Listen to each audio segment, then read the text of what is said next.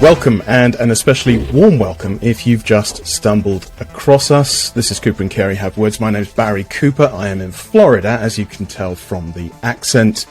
And my friend and co-host James is 4,000 miles away in England. That's kind of our shtick, really. We like to talk about culture and theology. We're both reformed theologically, but we do disagree on some stuff, so that's kind of fun. James is an Anglican who is running for General Synod, who is a character in Star Wars. That's a joke I've now used 3 times, so I'm going to keep using it. Is that General right? Synod, it's a fair enough joke. I think it's got to catch on. It's pretty solid, isn't it? Yeah. How are things in Yeovil? Things are fine in Yeovil, and and I'm excited because although you've got some kind of bronchitis, which the audience might already be thinking, oh, does this mean that the guy in England's going to do all the talking as per usual? I'm pleased to say that's not the case, isn't it, Barry? Yeah, very happily we have a very special guest, Steve Jeffery. Steve, I was going to ask you to introduce yourself. What I'm particularly interested in is the bit about liking jazz and making tables. Could you try and bring that into your description of yourself, what you do and who you are and all that? It's wonderful to be with you, gentlemen. I like jazz and I enjoy making tables. But really somewhat more centrally to today's matters. So I'm a minister. I served at a church called Millennial Evangelical Church in North London from 2009 to 2020, and then I moved to Fort Worth, Texas, which is where I am now, pastoring a church called All Saints Presbyterian Church alongside a good friend of mine, Pastor Jeff Neal, who has been here for a decade or so. So I won't bore you with all the details of how that came about, but I'd like you to bore us with some of the details, actually, because because I also have moved away from the UK to the States, but I have a very good excuse because there was a lady involved. What were the sort of, what were your sort of thoughts in terms of moving to the States? Money, was there anything particular? I'm assuming it was the money, but after it was clearly it was the weather. It was. I mean, there's a bunch of factors. I mean, and the easiest way to summarise them was that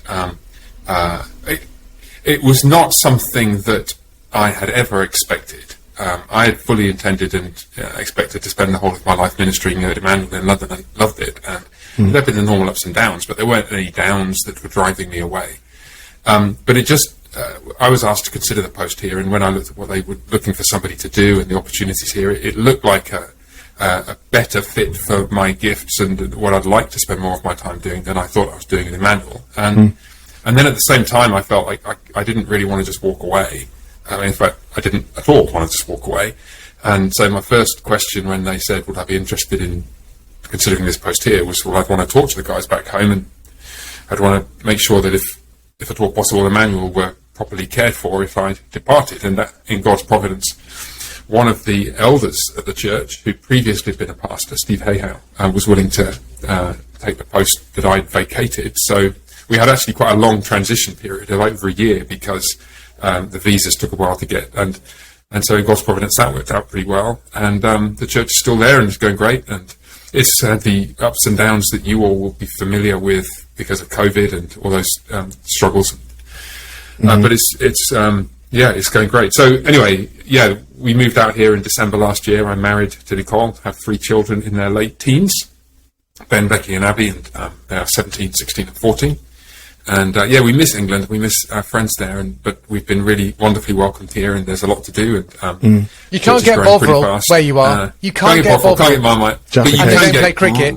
Really good pancakes. Okay. And coffee. And the making tables thing, this is something which I'm sure maybe you've talked about, but I didn't know why I initially enjoyed making tables and carpentry kind of things. I'm not very good at it, but I enjoy doing it. But I've subsequently realised that there's a whole literature on the value of doing things with your hands, manual work, as distinct from just intellectual work, and the two kind of are both part of what makes for a kind of full-orbed human life. And the way I started to realise this was I spend most of my days talking to people in fairly intense conversations or reading intense books.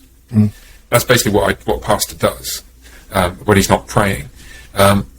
And so I get home in the evening. I don't want to read a book for relaxation. My brain is like a sack of mush inside my head. But I don't want to do something that's just kind of empty-headed. And so I started realizing I was enjoying things like baking bread and DIY, and I smoke meat sometimes, and just these kind of things, and where you've got kind of an intellectually stimulating creative outlet which isn't bookish.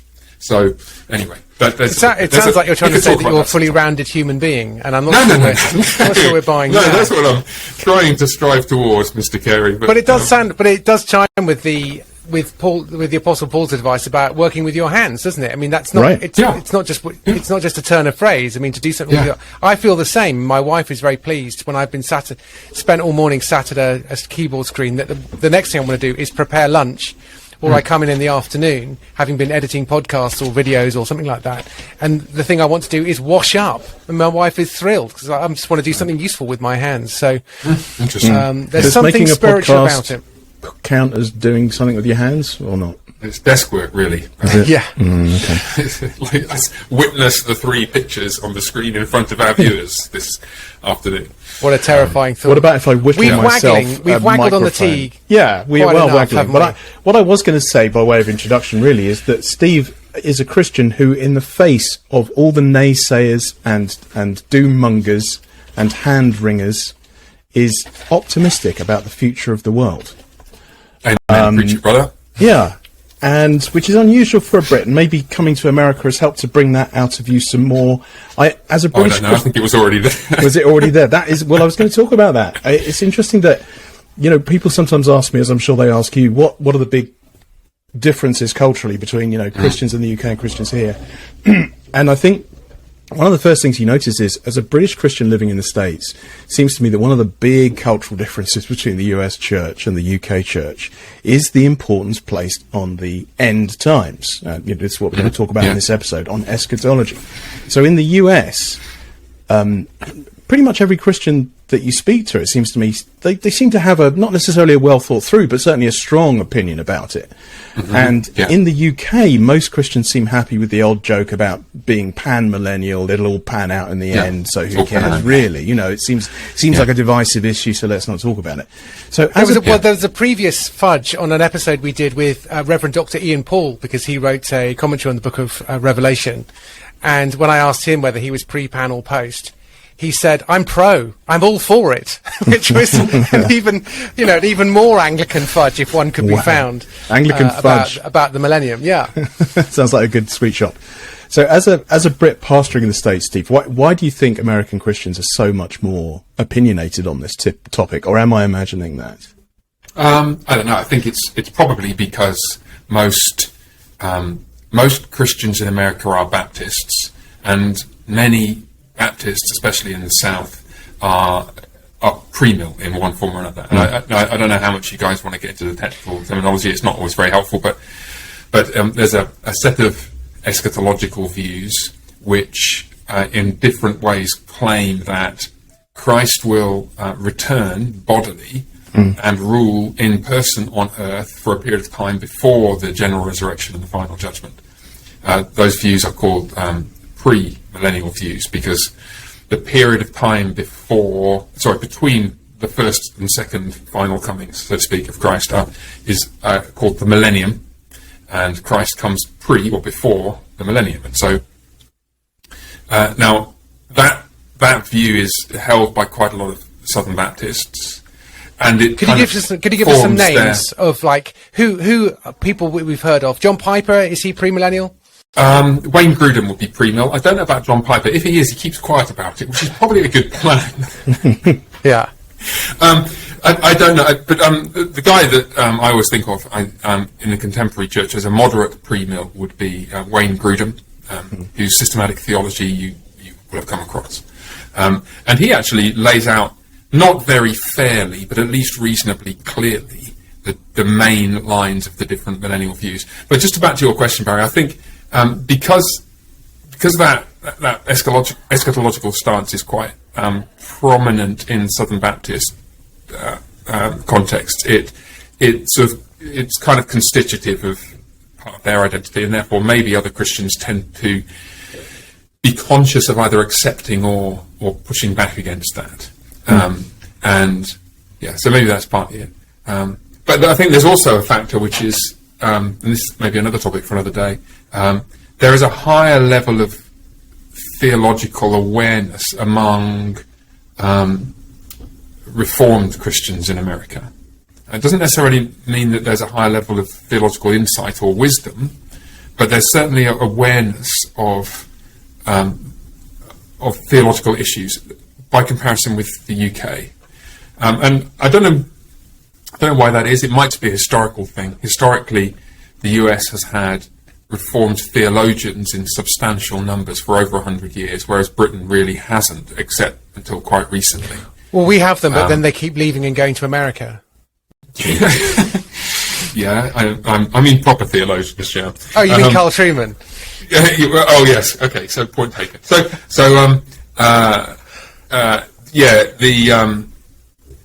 the other thing, I suppose, is that in the UK, here's another difference. So in the UK, the mainstream nominal Christianity, which is on the decline, obviously, is Anglicanism. And Anglicanism isn't really theologically conscious of very much at all. It's just not part of Anglican tradition in the mainstream of Anglicanism for the last 100 years or more. And so that accounts for the difference between, maybe that accounts for part of the difference in the kind of theological landscape. The great founder of the Church of England, as we currently understand it, is Cranmer, and he wasn't a theologian.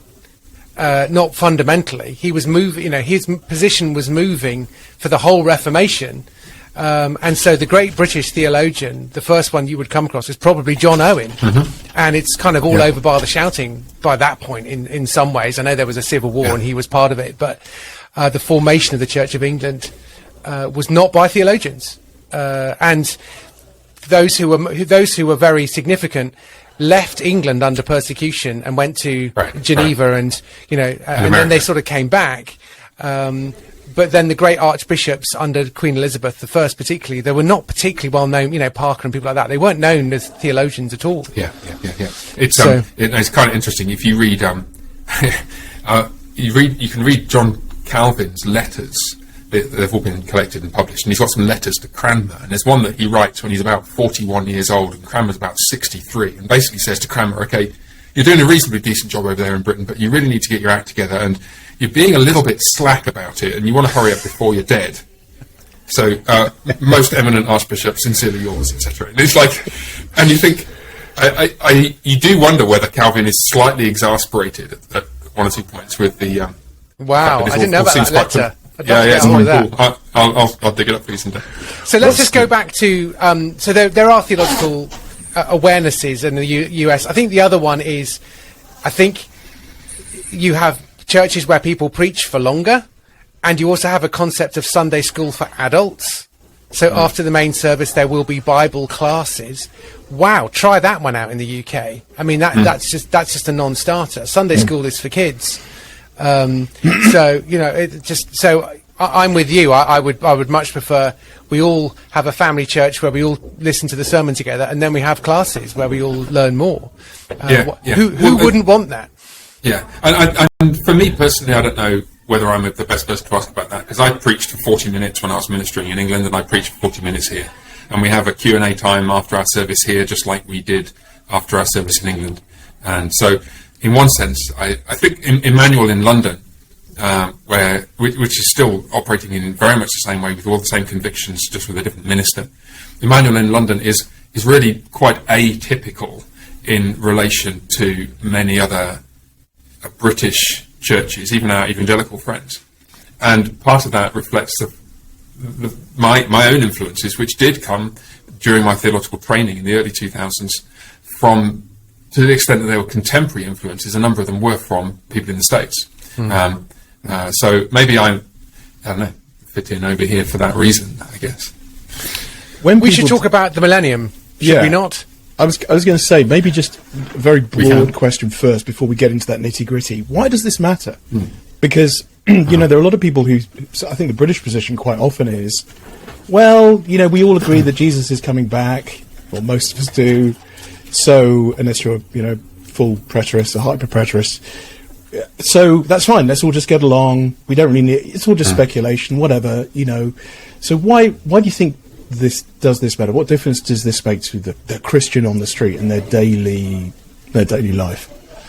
Right. Well, I think I can best answer this by talking about how I think of eschatology more generally, which will involve a tacit commendation of my particular stance on it. So we must get back and articulate the other views in fairness to them. But when people think about eschatology, they typically focus on the etymology of the word, which means, well, eschatos means last, and so they think it's the doctrine of the last things. It's death, resurrection, heaven, hell, final judgment, those kinds of things. And maybe it's the events leading up to that, the great tribulation in the last days and so on and so forth.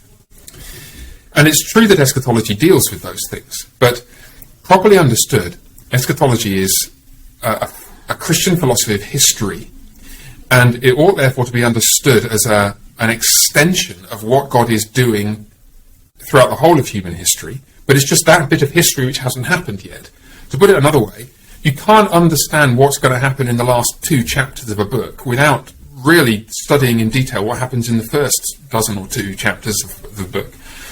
And so to understand Christian eschatology, you've got to ask yourself the question first, well, what is God doing in the whole history of the world? And for that, you need to go right back to the beginning. So then you say, okay, what does God say he's going to do in Genesis 1? Well, he created the world, he populated it with Adam and Eve, and urged them to populate it. He said, fill the earth and subdue it and rule over it and have dominion over the fish of the sea and the birds of the heavens and so on. And so he creates an image in chapter 1 of Genesis of how the world ought to be is men and women ruling the world on his behalf, bringing out all its latent goodness and beauty and fruitfulness, and taking this good and glorious world and making it better. You know, you get a glorious forest full of trees and you chop down some of the trees to make a farmhouse and clear the land and plant seeds and so on. You turn a beautiful garden, wilderness, into a beautiful city, which is, of course, where you end up in the end of the book of Revelation. Now, that's the trajectory on which Scripture sets out. And it's crucial, in my view, to remember that though from Genesis 3 onwards, we deviate from that trajectory because sin enters the world, the overall project remains in place. And repeatedly, during the unfolding of history as God tells the story of human history in the Bible, you get restatements of the original creation purpose. You get it in Genesis 9 after the flood in the days of Noah, and the flood, of course, is a kind of recreation, the land coming up out from underneath the waters. And he says to Noah roughly the same things that he said to Adam: fill the earth and subdue it. He says there's some changes because there's development in this plan, but there's still the same thing is in view. The covenant with Abraham in Genesis 12 and then 15 and 17 ought to be understood in the same light, that it's the way that God is going to bring the world back on track so that all nations are blessed is by Abraham first being blessed, then all nations being blessed in and through him. And his offspring, Abraham, Isaac, Jacob, the 12 tribes, are supposed to be this light to the nations, to take an image from the book of Isaiah. They're supposed to be the community to which people come to find the living God. And you see glimpses of this during Israel's history. You see, for example, during the reign of King Solomon in 1 Kings 10, when the Queen of Sheba comes and she's like, wow, your men must be really happy being ruled by you, because like this, what a great God you must have that he's put you on the throne to rule these people with such wisdom.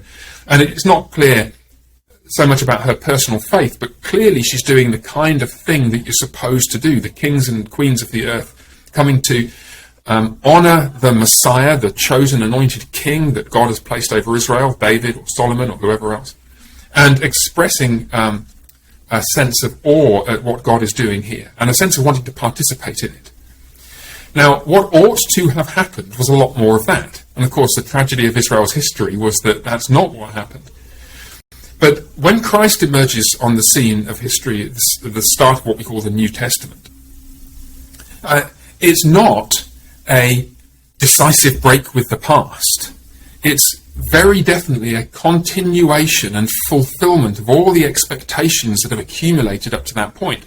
All the things that are said of Jesus in the New Testament, all the things that he does in the Gospels are reenactments of Israel's history, or they're picking up the threads of Israel's history.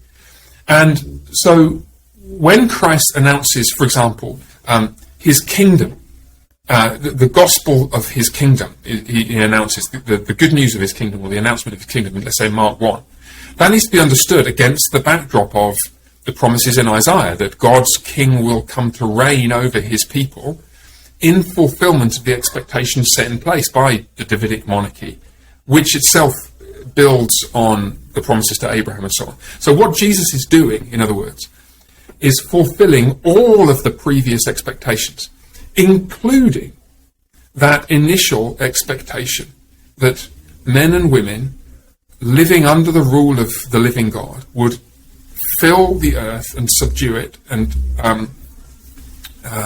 bring it to fullness, and will do so self-consciously in the fear of the living God. So what you're expecting to happen is that the church, as it grows in the days following Jesus' resurrection, would start from being a ragtag bunch of a few hundred disciples, and would then grow over the next, let's say, 2,000 years to be somewhere between 10 and 30% of the world's population. I know it depends how pessimistic you want to be about the church in China at this point. And why would you expect anything else? Well, what we have seen in history is the growth, and of course the confusion and the splintering, but overall the growth of the kingdom of Christ over 80 generations or whatever. And this, we must anticipate, will continue. Why would it not? And indeed, we should get into some of the biblical texts that indicate this. The picture of the growth of the kingdom in the New Testament is a picture of gradual, progressive growth to great size and great influence. And one or two crucial points, it seems to me, that great size and influence comes before the final cataclysmic judgment with Jesus coming in the last day. All right, now, so what I've done there, okay, I've interwoven a description of what eschatology is with my particular view of eschatology. So I want to be fair. You are allowed to stack the deck in your favour. That is perfectly legitimate. But I want to be fair and just make sure we come back to articulate how the other views, amillennialism and premillennialism, how they would differ from that. But can we get on to that point? Yeah. Can we get on to that? Because before we get on to that, I was going to ask you the question of the thing that we've butted up against a number of times on this podcast is that we seem to have a view, we seem to have theology that is lacking in certain areas because we think that penal substitutionary atonement isn't just central, but it's total. And in a way, you know, you have literally written the book on penal substitutionary atonement. Pierce for Our Transgressions, I think was the title of the book, wasn't it?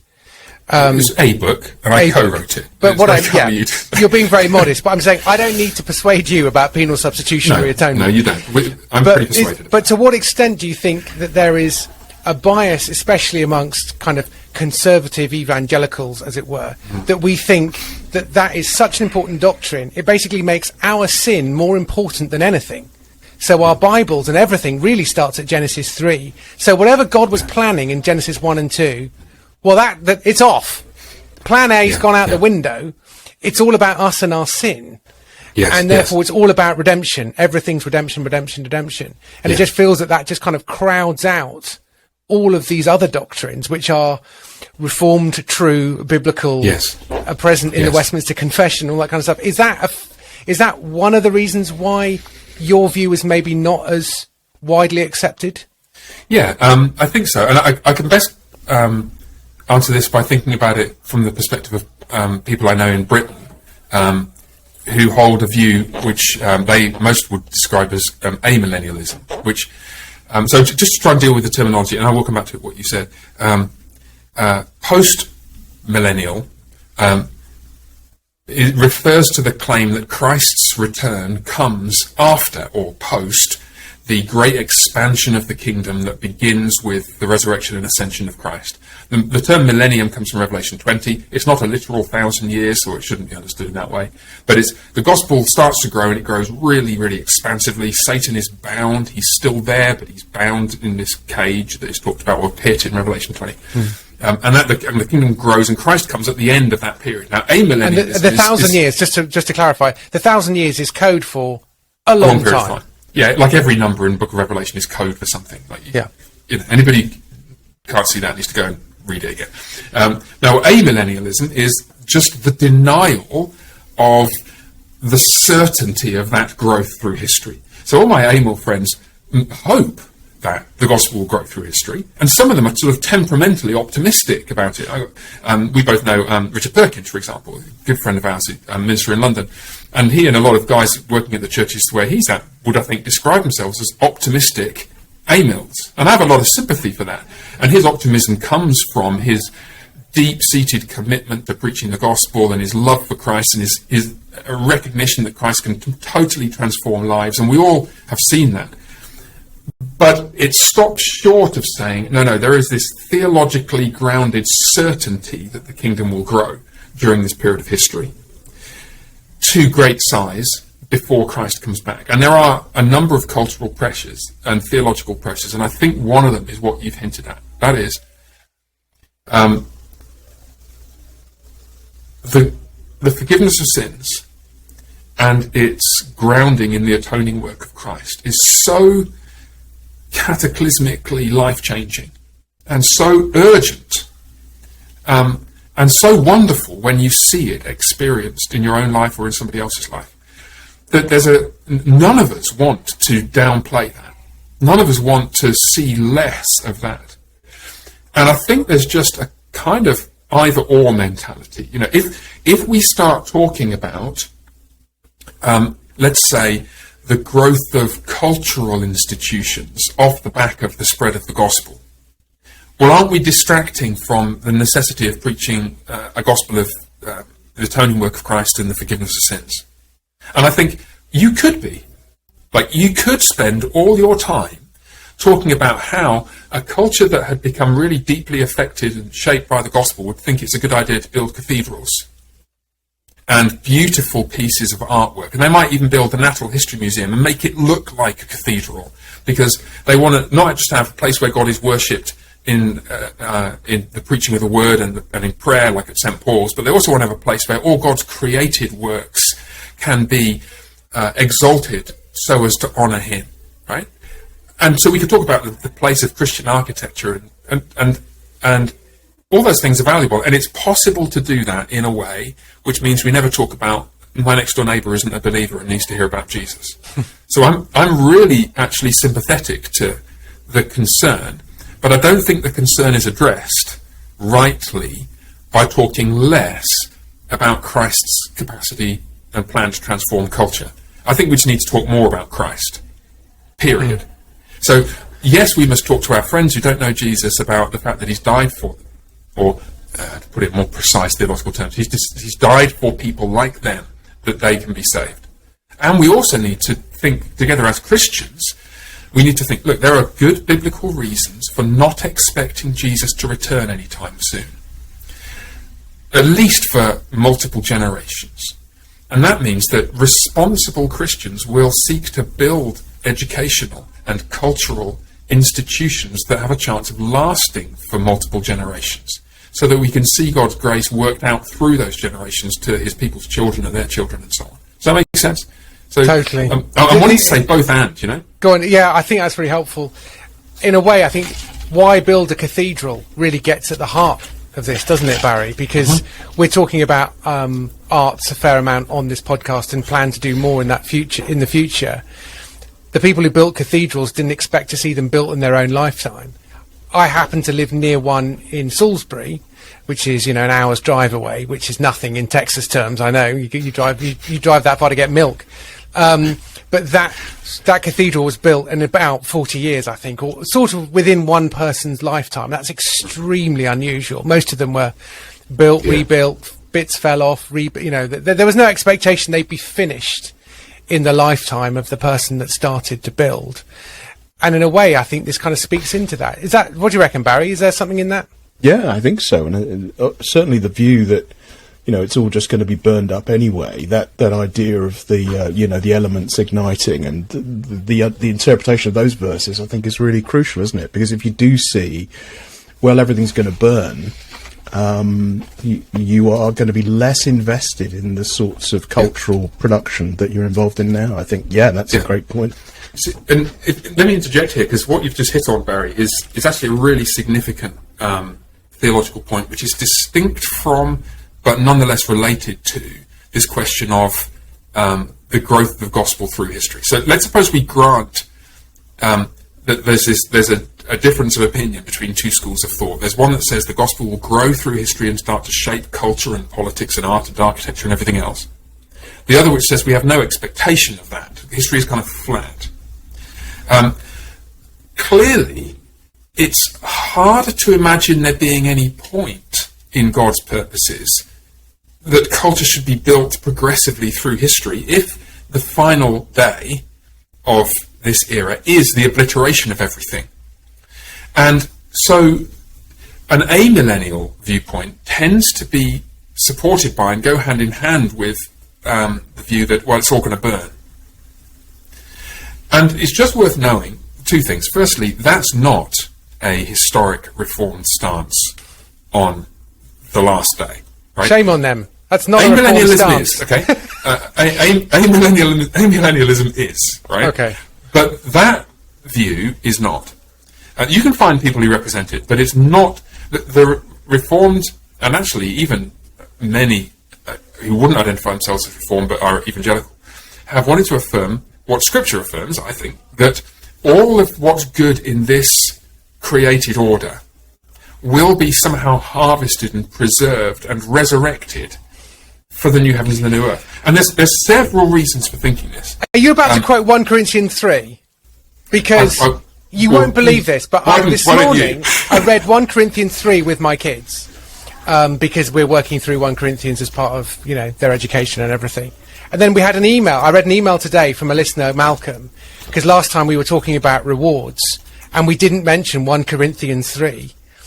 And now it feels that, it's like, what are we building with? And sure, stuff is going to burn, but not everything's going to burn. What are we doing now that's going to survive that? And it sounded like you were about to tee up me being told 1 Corinthians 3 for the third time in one day. Right. That, yeah. So a couple of considerations. First, the text which seems most strongly to speak in favour of the obliteration of all things is, of course, 2 Peter 3, where you've got the I won't read the whole thing, but there's a you alluded to this, Barry. The heavenly bodies will be burned up and dissolved. The earth and the works done on it will be exposed, and so on. And at first glance, that's exactly the kind of thing it seems to teach. It talks about being consumed with fire. But notice how the logic of the text develops. It likens that fiery transformation to the flood in the days of Noah. In verse 6. And the point of the flood in the days of Noah was that it did bring an end to that old world, with the lowercase w.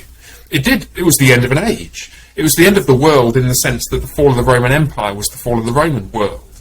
But it didn't entail the metaphysical obliteration of all things that were in existence. What it entailed was the transformation of them.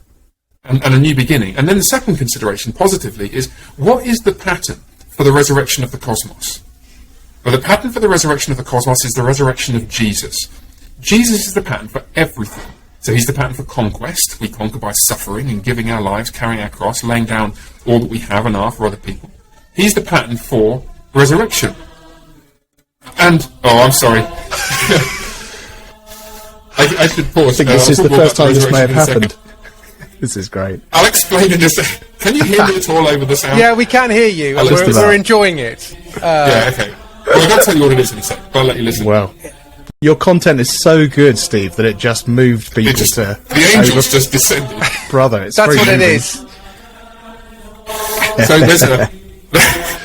there is a school called the Oaks Tutorials that meets here in All Saints Church in Fort Worth. They're not formally associated with the church, but there's a lot of overlap, and we let them use the building space and so on and so forth. And I teach classes for kids at the church, and kids at the school also come to it. And that's what they do. That's their closing prayer Okay. at the end of each day. Well, that's Could you just go outside and tell them you're just in the middle of recording a very important and significant podcast? I think you should definitely leave it in. Anyway, but what I was saying about the resurrection of Jesus, which is even more significant, is the resurrection of Jesus is the pattern for the transformation of the heavens and the earth. And Jesus' body was clearly different in some tangible way from the body that he had in his life on earth, those 30-odd years. But it wasn't new in the sense of totally discontinuous with the previous body.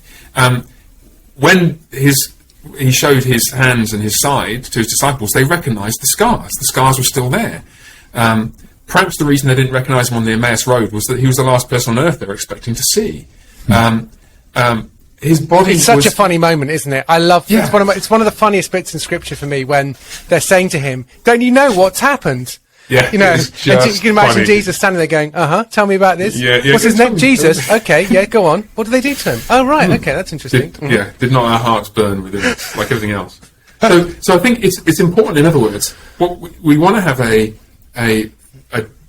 more richly theologically informed picture of these events in history, like the final judgment, which are so significant that we'd expect them to be spoken of and informed by more than just like one text. And we don't want to grab one text and run off with it as though it's trivial to interpret and that seals it all up. There's more to take into account.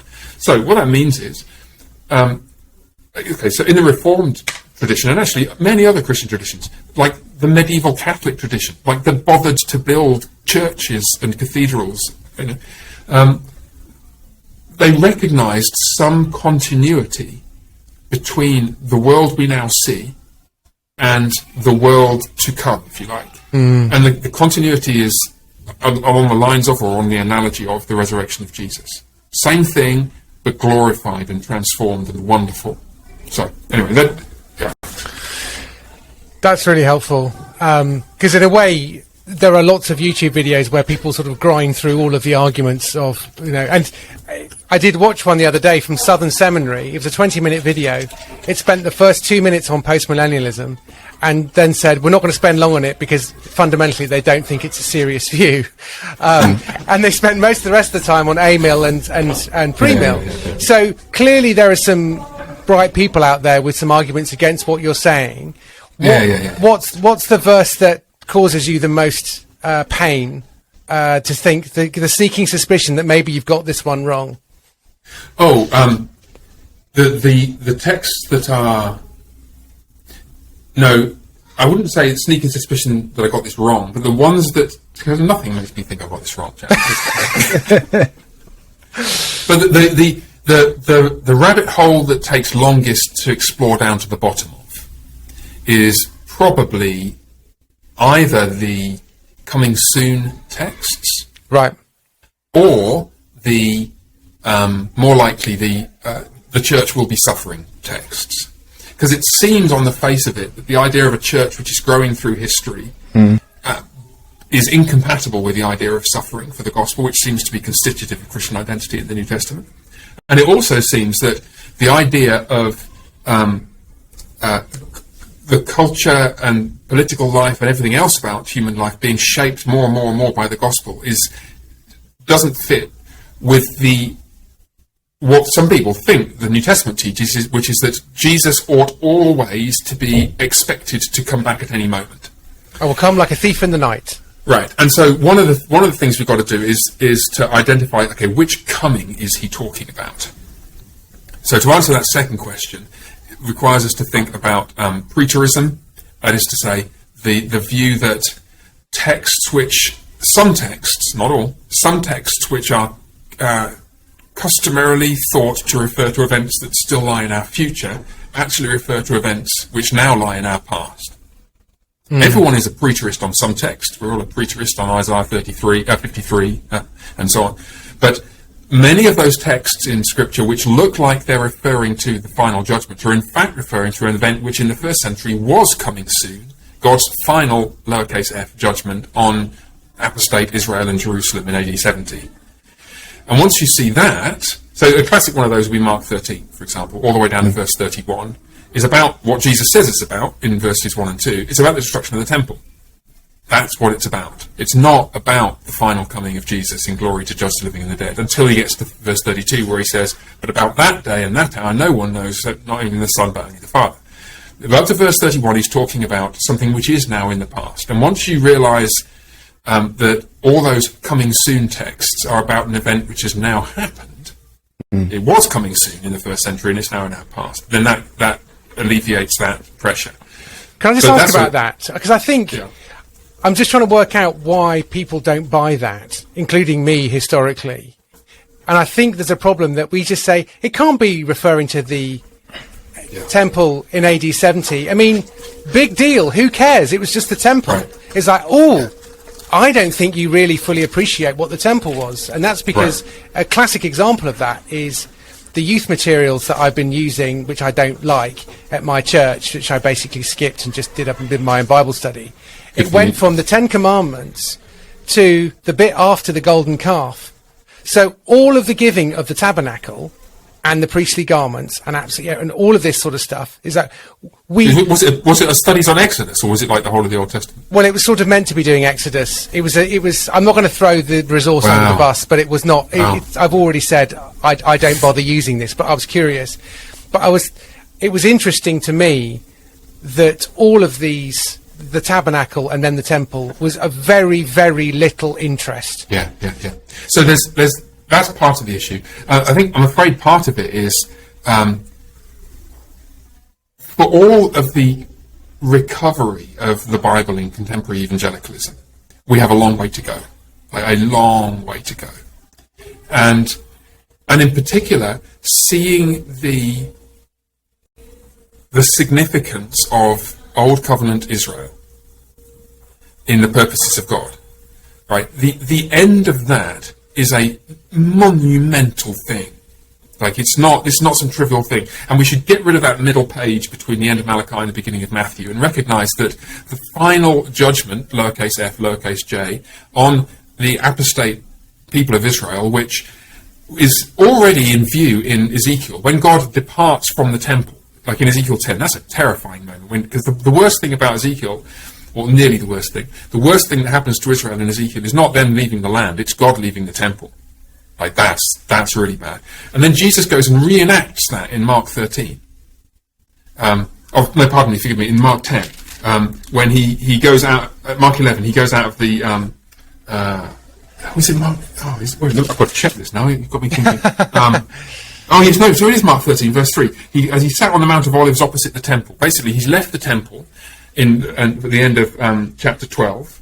He goes out, beginning of chapter 13, then goes and sits on the Mount of Olives, just like the glory of the Lord in Ezekiel 10. Right? And then he's going to talk about the destruction of that building. So there's a huge, strong link between Ezekiel 10 and Mark 13, the prophecy of the destruction of the temple. And it's a cataclysmic event. And it's seeing that connection and seeing its importance is really significant. There's another thing as well, and it is a failure to appreciate how to read biblical imagery. So let me tell you, if I read this, in those days after that tribulation, the sun will be darkened and the moon will not give its light and the stars will be falling from heavens and the powers in the heavens will be shaken, and then they'll see the Son of Man coming in great power and glory and so on. You're expecting Sirius B to land in the Pacific and the tearing apart of the space-time universe. Okay, and that is not what it means. Like, this is standard prophetic imagery for the overthrow of an ungodly king or ruler or religious leader. Isaiah 10, Isaiah 13, Isaiah 31, it's in Joel. This is just how a star is a king, obviously, Genesis 1, and let them, he put them in the sky to rule, which is why when the wise men saw a new star in the heavens, they knew that a king had been born in Israel. Because, why would they know that? Why wouldn't they go to India or China or something? Well, it's because only Israel's scriptures associated kings with stars. So they knew they had to come to Israel, but they thought they had to come to Jerusalem, because the only place where it says in the Hebrew scriptures that the Messiah will be born in Bethlehem is the book of Micah, and there's no mention of stars in Micah, so the astrologers in Babylon weren't interested in the book of Micah. They probably threw it away, but they were interested in all the other bits that they got from the Israelite exiles. So, in other words, to scroll back a little bit, we need to learn or relearn how to read biblical imagery, and then we'll stop with these silly interpretations or misinterpretations of texts like Mark 13 that read it like literalistically, as though there will be actually a star falling, splash, and landing in your garden. It's just not what is in view at all. And then the same text, the Son of Man coming in clouds with great power and glory. That's Daniel 7. The Son of Man is coming, not to earth, but into the presence of God in heaven to be enthroned and to receive glory and power in a kingdom, which in the second half of Daniel 7 he then gives to the people of the saints of the Most High, to them who rule on his behalf. So this is like the transition, the final transition point from the rule being given through the people of Israel to stand as kings and queens for the rest of the earth to come to them. Now the rule is being given to the people of the saints of the Most High, that is to say the people of Christ, the Son of Man, the church, so that the kingdoms of the earth will come to the church to find the Messiah. And so that's really how the destruction of the temple in AD 70 marks the final closing of the chapter of Old Covenant Israel's life and her temple and so on. And I guess there's a problem. We find it hard to take seriously, as it were, because AD 70 isn't in the Bible. And you know what I mean? It's not in Acts. Except that it is. But do you know, as in, there's no description of the Roman soldiers going into the temple and pulling it down. It's not a recorded event in Scripture. And there's also a strong argument, isn't there, that you hear of people dating Revelation later than the temple's destruction, right? Yes. So that is another sort of wrinkle with it. Yeah. The standard reasons for dating New Testament books, one of the standard reasons for dating New Testament books later than AD 70 is because they appear to be all too accurate predictions of those events. Right. Yeah. Right? How do we get around that? When you see the armies gathering, when you see the armies gathering, oh, really? Yeah. That does look a little bit like the siege of what's his name, Titus, who became the emperor and finished the Colosseum and all that kind of stuff. So I think I would say, yeah, you're right. You've got no post hoc narrative descriptions. You have antecedent prophetic predictions, which is why they're in prophetic language. They're in this imagery language, like the Book of Revelation, like the Olivet Discourse, Mark 13 and parallels, like 2 Thessalonians actually. And possibly bits of 1 Peter, certainly bits of 1 Thessalonians, maybe. But you could make a case for dating the New Testament after 70 AD if it contained narrative descriptions of the fall of Jerusalem, which it certainly would if it had been written afterwards. I mean, it was the most. This is the best. This is John Robertson's argument for dating the New Testament all before AD 70. And John Robertson's got a lot of things wrong, but he got this right. But you can't believe that any religious document concerning the church and Israel written after AD 70 would not bother to mention the destruction of the temple as a previous historical event. You cannot believe that. None of them do. They're spoken of in the visionary language of prophetic imagery, which is how the prophets speak of events that are still to come, to which they want to ascribe a kind of significance, but they don't have the concrete historical events to narrate like we have with Ruth or 2 Chronicles or something. So given that postmillennialists believe that things are going to get better and better and better, or at least the Great Commission is actually going to be fulfilled, there's going to be a wonderful mass turning of people to Christ, and then there's going to be a period of time, we're not sure exactly how long, but of real flourishing on the earth because of that, and then the Lord returns, right? That's basically the position. I tweak it slightly, but then let me interrupt the flow of thought, and I'll tweak it in if I answer the go. Well, so this is really it's just a really quick sidebar, but I'm imagining that 2 Timothy 3, when people get passages like that, they're thinking, well, how does that fit in? Because Paul there says, but understand this, that in the last days, there will come times of difficulty. People will be lovers of self, lovers of money, proud, arrogant, abusive, just etc., etc., etc. And he reels off that long list, which sounds really bad. It sounds like things are getting worse. That doesn't sound like the millennium, does it? Yeah. So what does the postmillennialist say to that? Okay, so let me just nuance slightly your very good description of the postmillennial view of the shape of history, but I'll just tweak it slightly. It's unusual for any of my positions to require nuance, Steve. But yeah, carry on. Well, this one needs nuance. Yeah. We shouldn't think of steady monotonic growth.